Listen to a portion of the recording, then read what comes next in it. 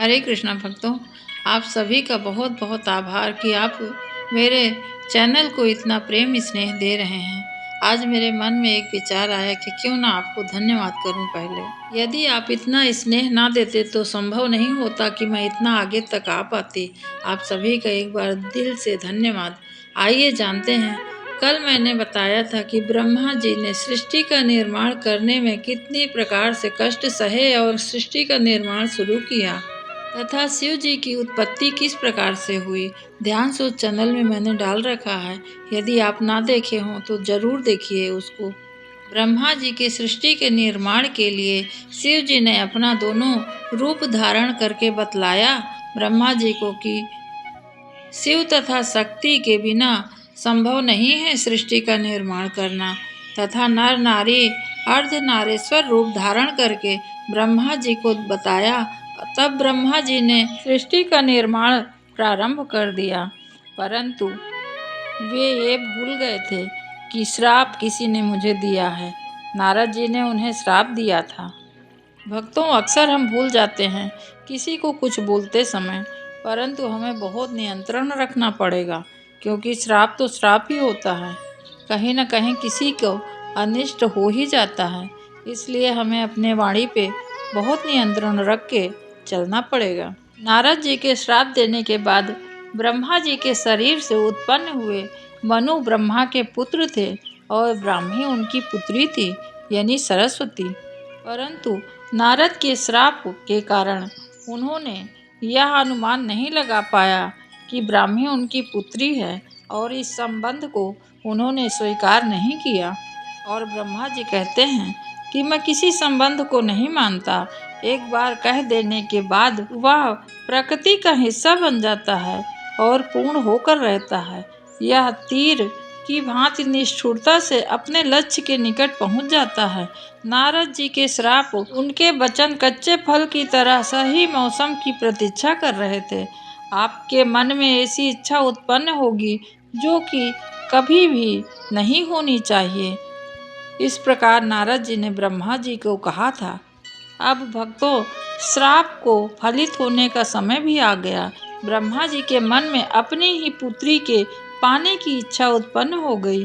ब्राह्मी अत्यंत रूपवती थी और सृष्टिकर्ता अपनी ही रचना पर मोहित हो गए। उनकी देह अपनी ही देह के लिए ललायित हो गई, और जैसे ही ब्राह्मी सम्मान में ब्रह्मा के सामने आकर खड़ी हुई तो उन्हें ब्रह्मा की नियति का एहसास हो गया।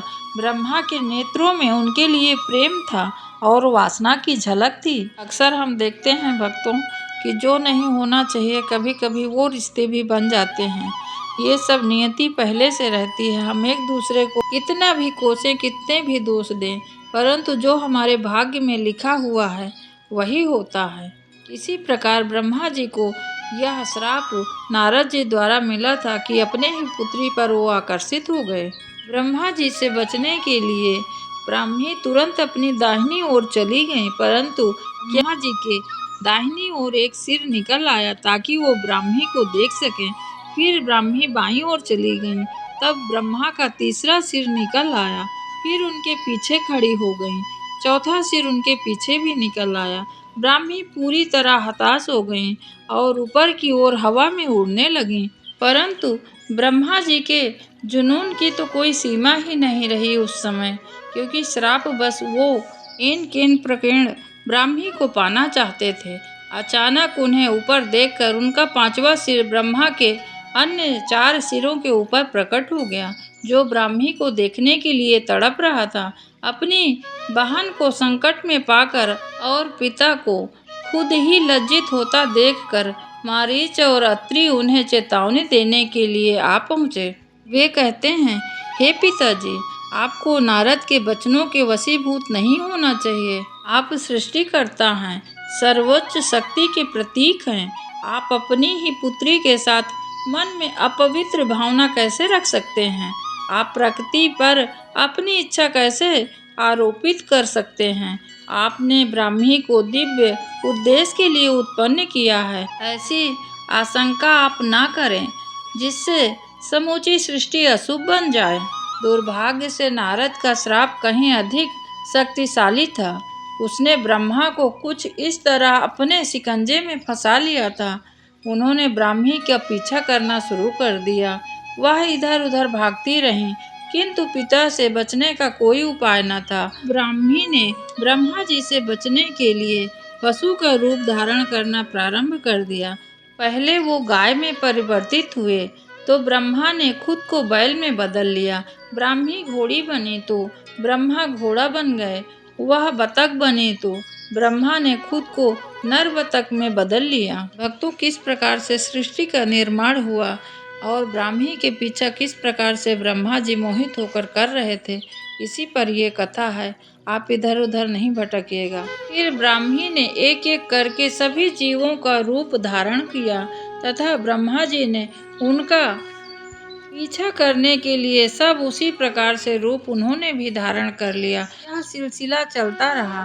कीट, पक्षी, स्तनधारी और हवा, जमीन, नदी और समुद्र के जीव जंतु हर बार मंत्र मुग्ध होकर ब्राह्मी के समकक्ष नर में बदलकर ब्रह्मा जी खड़े हो जाते थे। इस तरह उन्होंने नर और नारी के पवित्र रिश्ते को कलंकित कर दिया।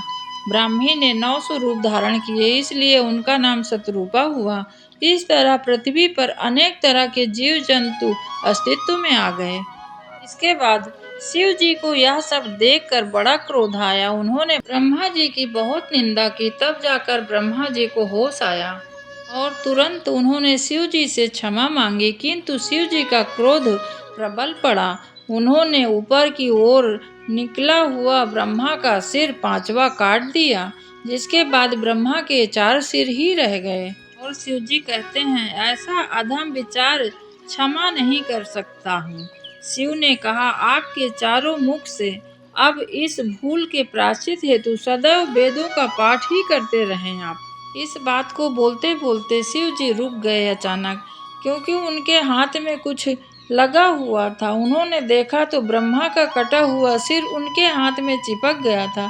शिव अचंभित रह गए और अगले ही क्षण यह एहसास हुआ कि एक क्रोध में मैंने भी कुछ गलती कर दी। ब्रह्म हत्या का पाप लगेगा मुझे, इसलिए पाप के दंड स्वरूप ब्रह्मा जी का कटा हुआ सिर शिव के हाथ में चिपक गया था। परंतु इस पर शतरूपा ने कहा कि आपने जो किया महादेव, वो उचित था। इसके लिए आपको किसी प्रकार का पछतावा नहीं होना चाहिए। मेरे पिताजी ने बहुत अनुचित काम किया।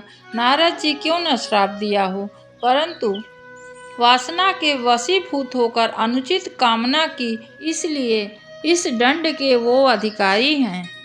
परंतु भक्तों, महादेव जी ने भी अपने कर्म का परिणाम भोगा है। चाहे उनका कर्म कितना भी सत्य के लिए हो, परंतु ब्रह्म हत्या का पाप उन्होंने भी किया है।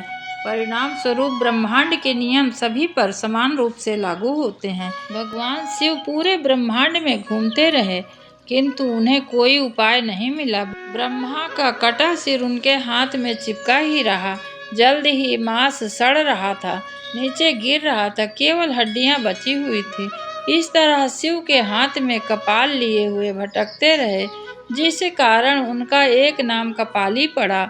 समय बीतता गया और फिर शिव ने धरती पर कदम रखा। अचानक चमत्कार हुआ। एक स्थान पर शिव के हाथ से कपाल छूटकर नीचे गिर पड़ा। जैसे ही जमीन पर कपाल गिरा, भगवान का शुद्धिकरण हो चुका था। उन्हें एहसास हुआ कि वह भूमि मोक्षदायिनी है और जो भी यहाँ आएगा वह सब पापों से मुक्त हो जाएगा। यह वही स्थान है भक्तों, जो हमारे काशी विश्वनाथ बाबा का धाम काशी है। कुछ समय बाद मनु ने शतरूपा को विचार मग्न अवस्था में देखा। मनु ने धीरे से शतरूपा का सिर अपने वक्ष में रखा और पूछा, हे प्रिय, तुम्हें क्या कष्ट है? तब शतरूपा ने कहा, हे प्रिय, मुझे भय लग रहा है। मानव जाति की जननी ने उत्तर इस प्रकार से दिया, मुझे नारी को जन्म देने में भय लग रहा है। अगर पिता से ही पुत्री को खतरा होने लगा तो फिर कौन उसे सुरक्षा दे सकता है? इस बात को सुनकर मनु शांत रहे, किंतु शतरूपा कांप रही थी और वो बार बार यही बात कह रही थी कि मुझे डर लग रहा है। मुझे डर है कि स्त्रियों का सौंदर्य दिया तो पुरुष उन्हें निर्वस्त्र कर देंगे। यदि उन्हें ज्ञान दिया तो भी पुरुष उन्हें नीचा दिखाएंगे। मुझे डर है कि यदि पुरुष को दूसरा विकल्प मिले तो उन्हें अस्वीकार कर देंगे। मुझे यह भी डर है कि उन्हें शक्ति प्रदान की तो पुरुष उन्हें नष्ट कर देंगे। शत्रुपा मनु से डर कर दूर हटकर खड़ी हो गईं और कहती हैं, मैं भयभीत हूँ मनु, मुझे भय लग रहा है। इस प्रकार भक्तों, सृष्टि का निर्माण करते समय एक श्राप के कारण ब्रह्मा जी से बड़ी भूल हुई। उसका उन्हें बड़ा पछतावा हुआ, परंतु जो बात हो जाती है उसके लिए समय पलट कर नहीं आता है। भक्तों, ब्रह्मा जी की एक गलती के कारण आज उन्हें किसी भी तरीके से पूजनीय नहीं मानते हैं। उनका किसी प्रकार से कहीं मंदिर नहीं पाते हैं। आप देखते होंगे विष्णु जी का और शिव जी का हमेशा मंदिर पाएंगे, परंतु ब्रह्मा जी का कोई मंदिर नहीं है, जबकि वही हमारे सृष्टि के कारक हैं। एक इनका मंदिर राजस्थान पुष्कर के अलावा कहीं भी नहीं देखने मिलेगा। आज के लिए बस इतना। हरे कृष्णा।